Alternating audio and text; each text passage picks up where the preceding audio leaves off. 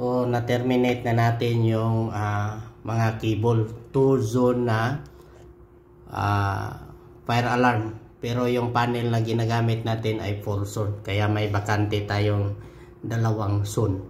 Yung sounder natin, 2 zone din.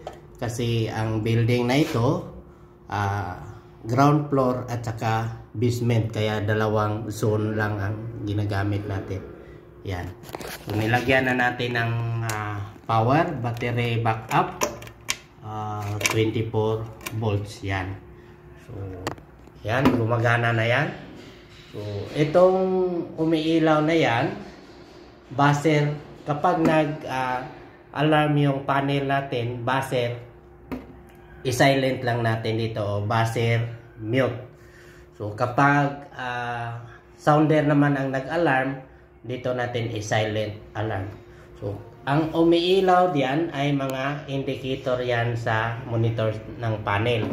So, ito, umiilaw yung AC port kasi wala pang supply ito.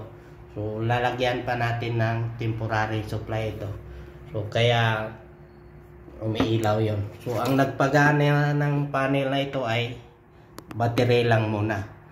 Kapag mayroon ng AC supply, mawala na yung light na yan.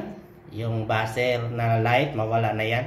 Ang maiwan lang dyan ay yung power, normal.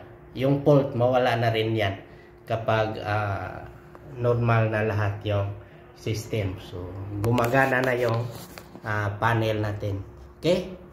So, yun lang ang maibahagi ko sa inyo tungkol sa fire alarm conventional system.